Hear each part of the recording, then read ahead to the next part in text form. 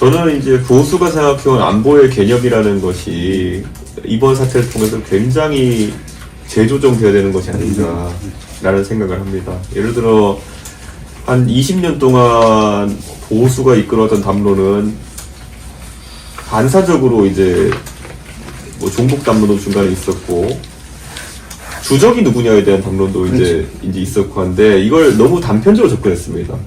이게 지금 미국만 하더라도 보면은 미국의 주요 가치, 안보의 핵심 가치라고 생각했던 것들도 선거를 통해서 미국이 시시각각 변하는 걸 보여주고 있거든요. 미국이 팍스 아메리카나를 유지하는 것이 지상 과제였던 몇십 년이 지나고 나서 이제는 미국 우선주의가 이제 대두하고 있는 시대인데 그 변화를 우리는 바라보고 있는데 정작 우리는 굉장히 좁은 의미의 안보관에 매몰되어 있었던 것이 아닌가. 저는 그러니까 지금 오늘도 대통령 담화를 이렇게 보면은 결국에는 그 안보관이라는 것이 소위 주적관이라고 하는 그 대북 안보를 넘어서지 못하는 편협성을 보여준 것이 아닌가 그런 생각이거든요. 사실 우리 안보에 지금 지난 한 1년 동안에 김정은이 가한 위협보다 이번에 윤석열 대통령이 가한 위협이 몇 배는 크거든요. 저는 근데 이게 전환이 필요하다. 저는 그런 생각을 합니다.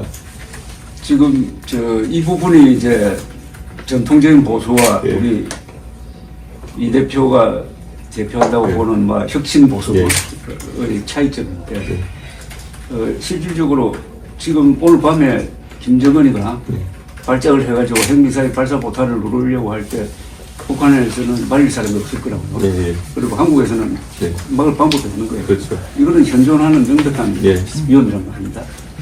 이것을 인정 안 할 수는 없겠지. 지금 당연하죠. 말하는. 당연하죠. 근데 이것을 당연히 북한의 위협을 실존하고 이것을 최우선 위협으로 두는 건 맞는데 문제는 윤석열 대통령이 이 아주 지상의 적으로 모든 걸 치환하고 변환해가지고 이거를 만들어버리려고 한다는데 문제가 있는 겁니다. 예를 들어 대한민국에서 지금 뭐 좌파 단체나 이런 데서 만약에 어떤 시위를 한다 그러면은 북한과의 연계선이라는 걸 찾아봐라가 이제 첫 번째 지령이거든요. 뭐 그럴 수는 있겠지만 그거가 이 사태를 풀어가는 방법의 핵심이 돼서는 안 되는 거거든요.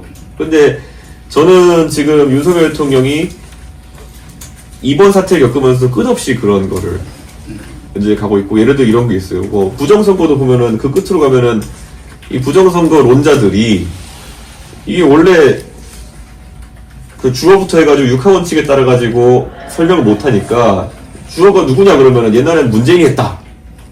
이러다 지금은 중국이 공작했다. 뭐 이런 식으로 이제 막 튀거든요.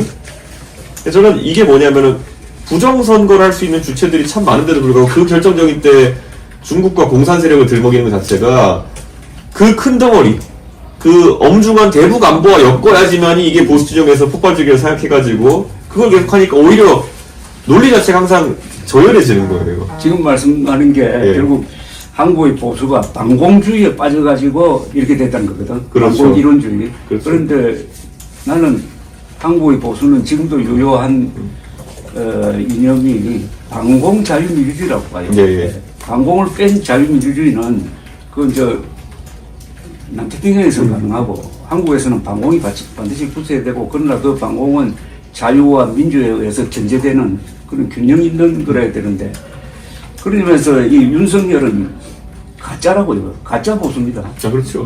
가짜 보수고 철저하게 보수는 팩트에 기반을 둬야 되는 거 아닙니까? 그렇죠.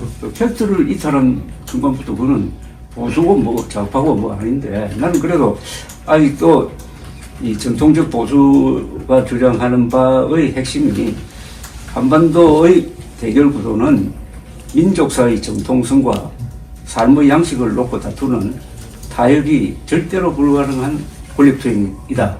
이건 난 변함이 없다고 봐요. 이 현실로서. 그렇죠. 저는 그래서 제가 예전에 대표 되기 전에도 제가 어디 인터뷰에서 한번 얘기했는데요. 저는 대한민국은 체제 경쟁의 의미가 사라진 이후에, 그러니까 지금은 제가 통일교육의 관점도 제가 90년대에 이제 받을 때랑 많이 바뀌어야 된다고 했던 것이, 그때는 북한을 이해하고 알기가 내용에 들어있었어요. 그렇죠. 그래서 북한과 한국의 이 대한민국과의 뭐가 이제 차이가 있냐 그래서 아이스크림이 얼음 보숭이다 뭐 이런 것부터 해서 막 배웠던 기억이 나거든요. 근데 그게 의미가 없는 거죠 이제. 왜냐 나중에 만약에 통일이 되든 아니면 북한 불편태가 나든 간에 북한의 것을 하나라도 우리가 받아서 인정할 만한 것이 남아있지가 않아요. 그렇죠. 그렇기 때문에 완벽한 체제를 갖고 있는 거거든요. 우리가 그렇죠. 경제적으로 북한의 시스템 받을 것이냐, 교육 시스템 북한의 시스템 받을 것이냐, 뭐 아무것도 없거든요. 그러면 이제 이 상황에서는 오히려 이제 우리가 대북 교육이나 아니면 대북 간의 틀 자체도 그런 상황이 발생했을 때 우리의 시스템을 어떻게 이식하고 우리가 이것을 확장할 것이냐에 대한 관점이 돼야 되는데 윤석열 정부의 가장 큰 문제는 뭐냐면은 아직까지도 우리가 체제 경쟁에 질 수도 있다는 위기감을 증폭시키려고 하는 것 같아요. 그리고 저들의 전지전능함을 거의 광고하려고 하는 것 같거든요. 저들은 이미 뭐 체제 경쟁을 포기하고 협박 수단인 핵 하나 들고 이제 저렇게 하는 상황인데 그게 이제 젊은 세대한테 가장 와닿지 않는 부분이 되어버린 거죠. 근데 저는 저들의 주장에 동조할 만한 젊은 사람이 지금 있느냐 그러면은 저는 전체 인구의 1%도 안 될 거다 이렇게 봅니다. 근데 그런 상황에서는 자신감을 가져야 되는데 자꾸 저쪽을 무엇이든 할 수 있다 라는 전지전능한 존재로 만들어버리고 그래서 걔네가 대한민국의 사회혼란을 위해서 이런저런 걸 하고 있다. 저는 예전에 그 간첩단 사건인가 뭔가 창원 간첩단 사건이 걸렸을 때 거기 그 아저씨들이 받은 지령 중에 이준석이가 대한민국의 그 제1야당의 당대표가 돼가지고 젊은 사람들이 인기가 있으니까 얘를 이제 어떻게 그 악마화해라 뭐 이런 게 지령이 있었더라고요. 근데 이게 보면 옛날같이 뭐 아주 치열하게 뭐 난수 지령을 내리고 그래서 뭐 지령 방송을 하고 그 다음에 뭐 공작 자금을 간첩선을 내려보내가지고 그걸 받아서 공작하고 이런 것도 아니더라고요 보니까. 그냥 구글에 Gmail로 그냥 지령을 내리고 뭐 비트코인으로 이렇게 공작 자금을 송금하고 그러니까 얘네도 참 할 수 있는 게 이제 없는 세상이 됐거든요. 그러니까 그런데 그걸 보면서 아 북한의 공작이라는 것도 딱 이제 이 수준까지 왔구나 그런 거죠. 이제. 자, 그런데